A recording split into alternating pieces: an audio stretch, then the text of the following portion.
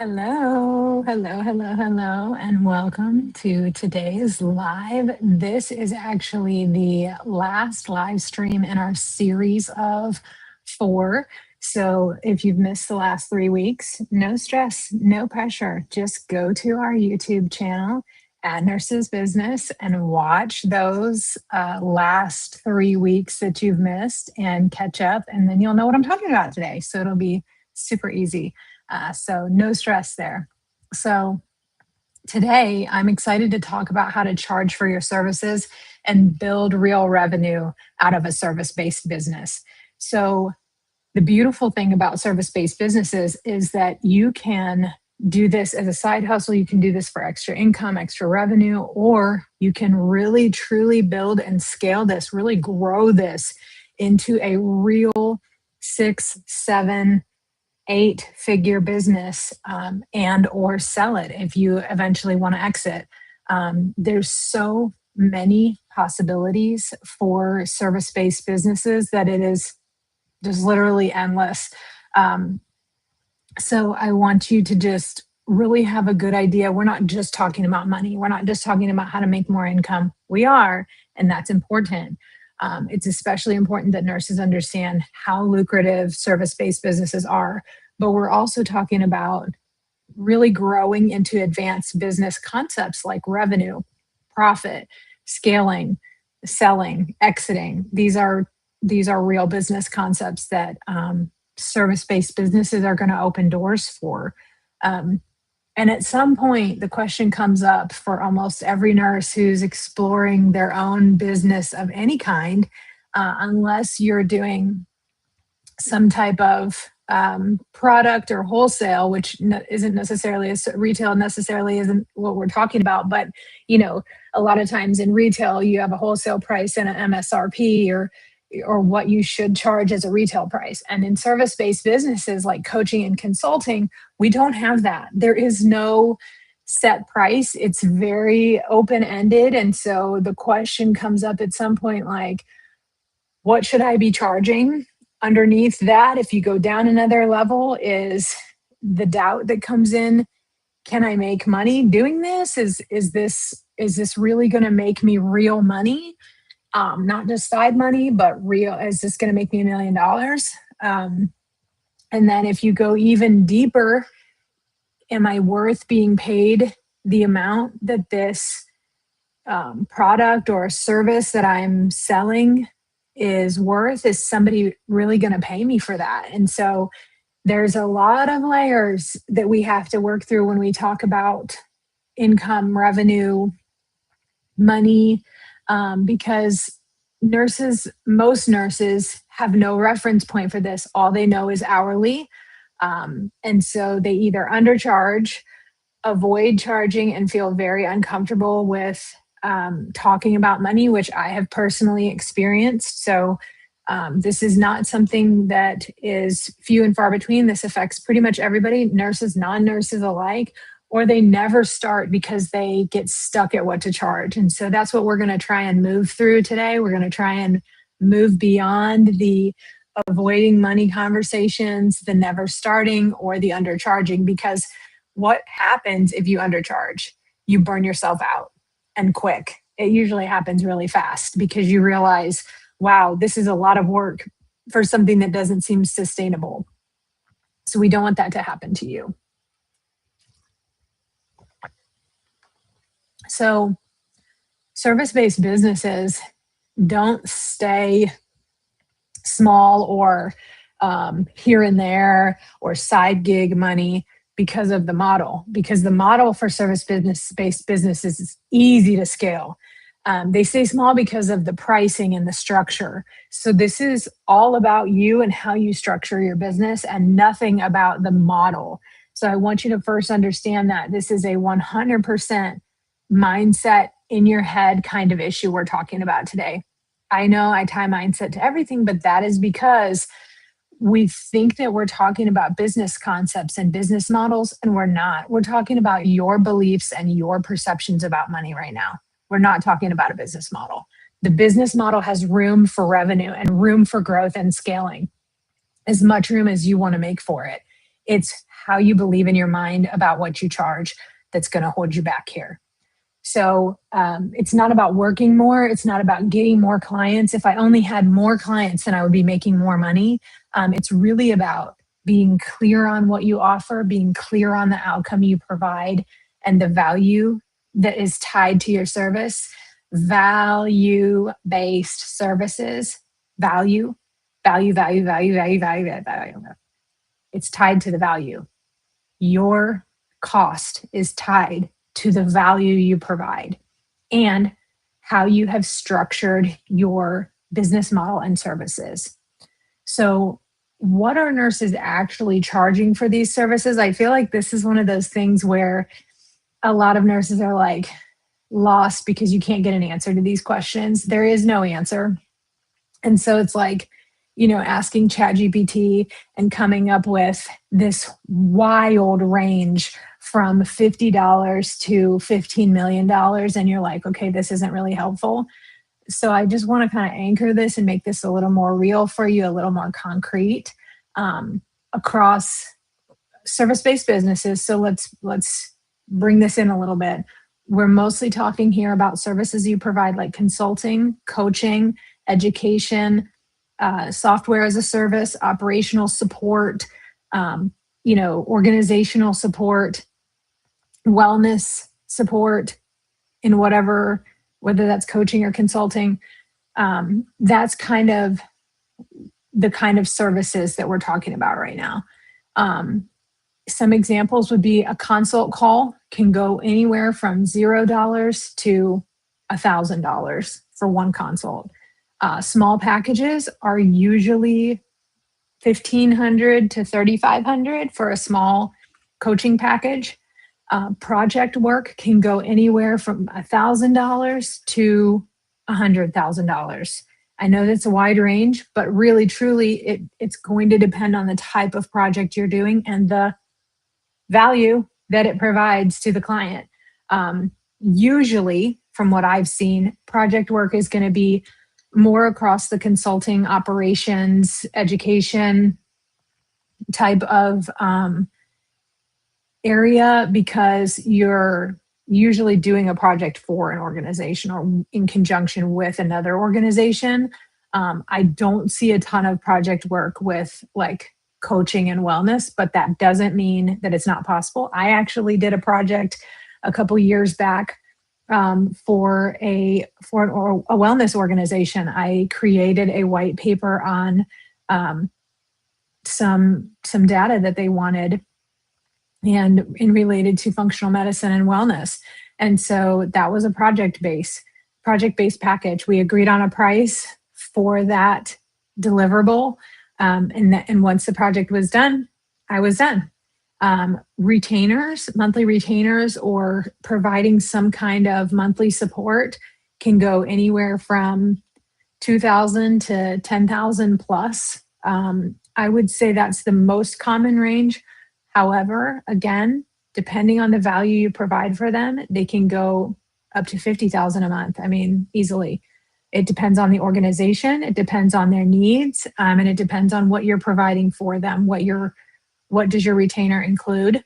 You also want to be careful using the word retainer. Some states have laws around this and what a retainer is and what you're actually providing.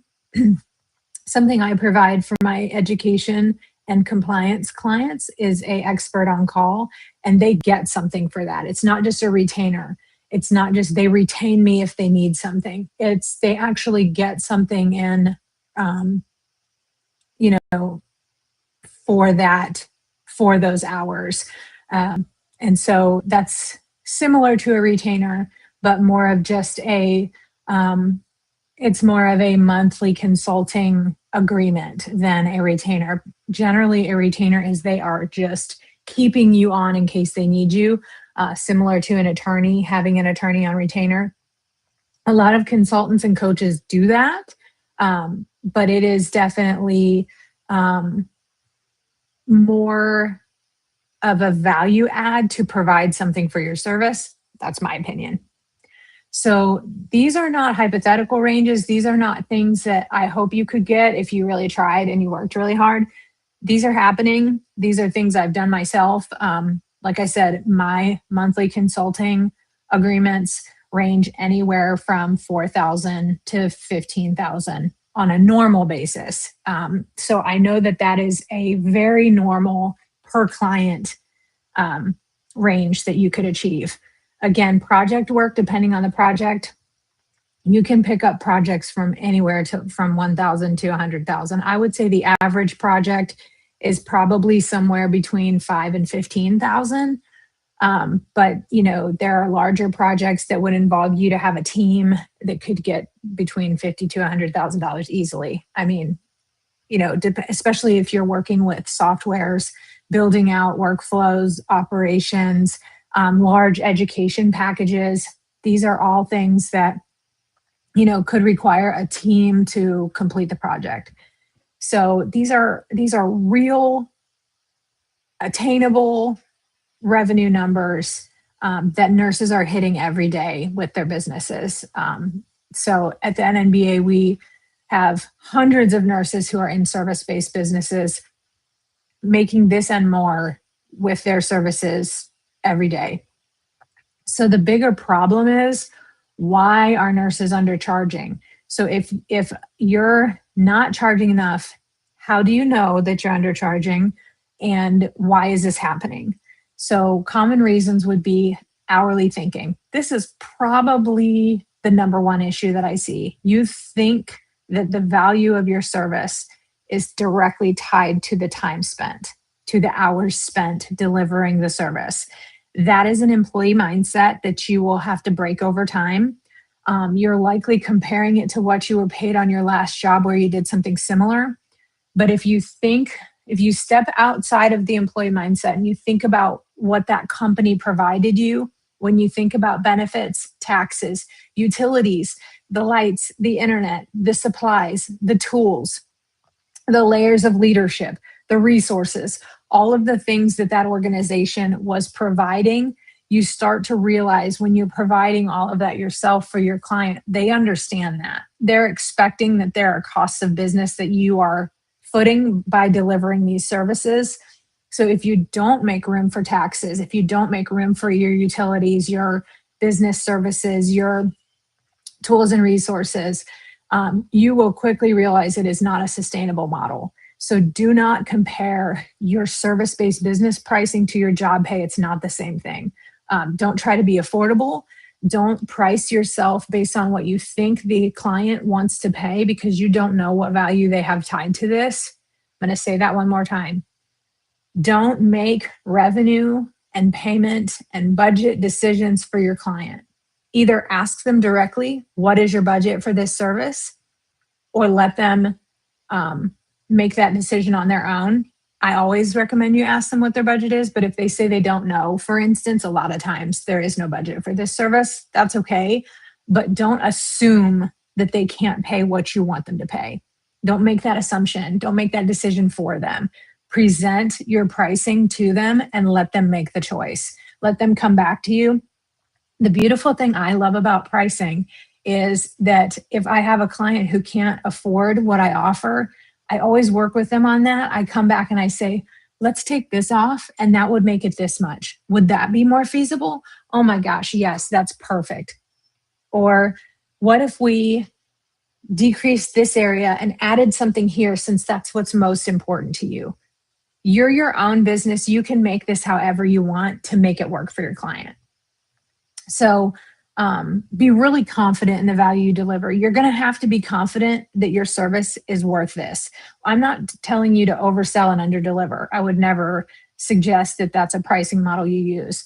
I want you to overdeliver. I want you to overprice and overdeliver. I want you to deliver beyond the highest level of pricing you have and deliver the biggest value you can, so that they feel like they got an amazing experience working with you. So I don't want you to think that I'm trying to say overprice and underdeliver. I want you to be confident that you're delivering the value you're saying you are. The other issue is unclear services. You're not really sure what all they get. So I want you to have a very clear outlined service of what they get and what the desired outcome is and how they get that, so that you can confidently explain it if asked. And then just the fear of no one saying yes to that high number. Um, you know, again, this is a mindset issue that you don't believe that anyone will pay you that.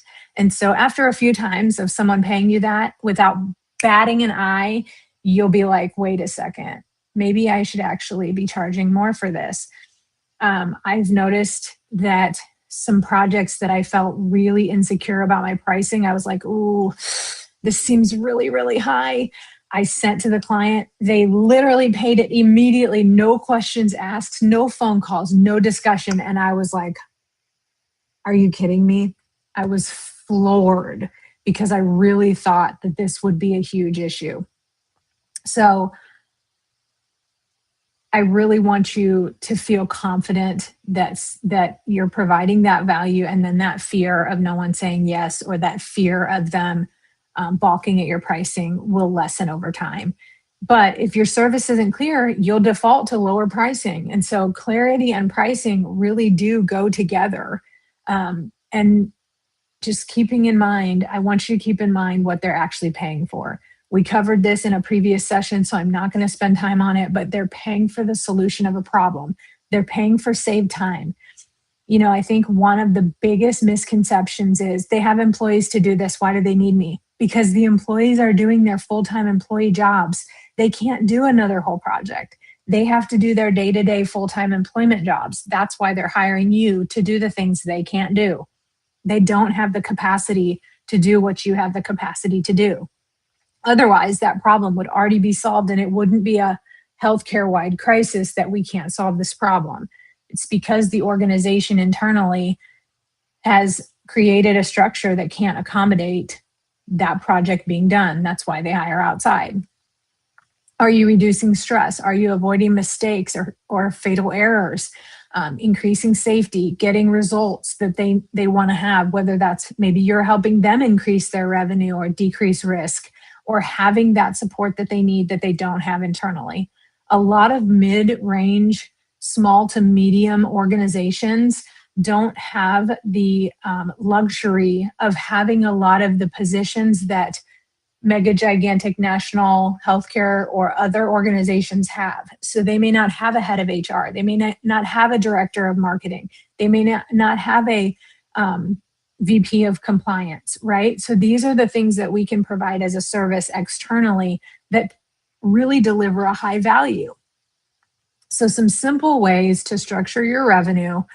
I want this to be so easy that you understand that any nurse can do this. You don't need complexity. You don't need 10 layers of different options and package A, B, J, C, D, J. This shouldn't feel like school pictures, okay? You shouldn't have to pick package A and add on P, right? This is not like that. Start out with a one-time service offer that is easy to commit to. That could be an audit or assessment. I think that's the best. The best option is to start out with an assessment of where they're at, right? And you charge for that. Assessments are not free. Maybe you do a free consult or a discovery about what their problem is. You move them into assessment or audit or setup phase, right? That is a paid introductory phase. Most organizations and consultants and service-based businesses charge anywhere from $500 to $5,000 for phase one. Then you move them into a short package. Maybe that's 90 days. That's the average. A short package would be a 90-day package, right? I mean, it doesn't have to be exactly, but 10 to 12 weeks is a good average. Maybe you have an 8-week, maybe you have 6 months as your shortest package. If you really have an outcome that you really want them to achieve and you don't think they can get there without that time, your package could be 6 months. But that could be anywhere from that $5,000 mark to $10,000 a month to $30,000 to $50,000. It is very common for my clients to have a 6 months package that is about $50,000 to get them to the desired place where they want to see their organization at, either from a compliance or education standpoint. And so that's a short package, 3 to 6 months. Then you might move them into monthly support, which would be similar to that retainer that we discussed. And that monthly support, depending on what they're getting each month and what support you're offering each month, could be anywhere from $1,000 to $10,000. That's it. The end. One-time service, short package, monthly support. Those are the tiers. So you don't need to build everything at once. You need a client who you can help and that you can build out these services for and clearly and confidently articulate. And that's it. That's how you are able to have a package that people can pay you for. How the revenue actually grows, you get the proof from having that one client. You did it. You provided that service. You executed on what you said you would do. They're done. 2 to 3 clients later, you're starting to feel more confident. You have a level of confidence that you didn't have before. 5 clients later, you're delivering a consistent result. And maybe it's a different package every time. Maybe you're delivering it in a different way. Maybe it's a different outcome each client wants, but you can consistently deliver a high level of support. Then you start getting referrals. Then you start getting repeat work that clients come back to work with you again. Then you start feeling confident and you can price higher, position better, start getting some visibility, start commanding some authority. That is a more advanced topic. As you have your business, you can start building authority and start really putting yourself out there and getting visibility to get those referrals and get those new clients. So don't jump right into scaling. You build into it. It doesn't happen overnight. If you're stuck right now, it's usually not because you don't have the value. It's not because you don't have experience. It's because your services aren't clear. Your pricing structure isn't aligned with your mindset. Your pricing structure isn't aligned with your current mindset, and your structure isn't simple enough for you to execute it. All of that is very fixable. These are easy things to fix. I know I'm making this sound very simple and uncomplicated, like it's easy to do.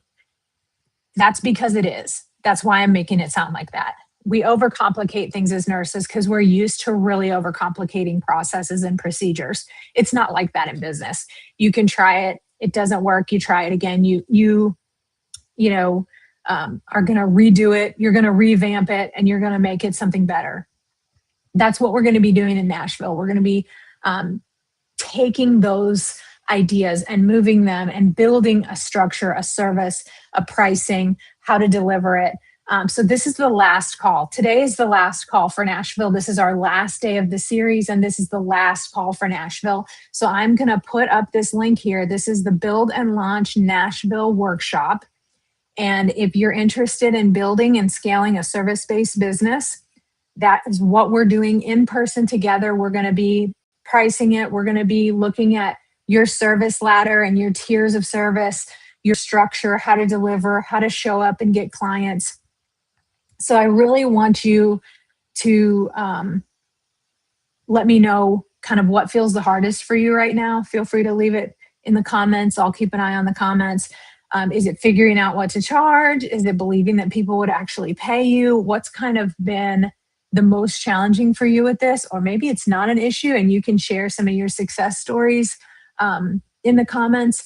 But I would love to see you in Nashville. If it's been something you've been thinking about, today is the day. This really, truly is the last day. So I do want you to go to this link right here, Build and Launch Workshop, Nashville. This is May 1st and 2nd. So I'd love to see you there. And I hope that today was helpful. I'd love to hear your comments and feedback on what you learned about pricing, or if this is stuff you already knew and you're doing already, you're out there killing it. Congrats. And I hope that you'll share your story with us so we can encourage other nurses to do the same.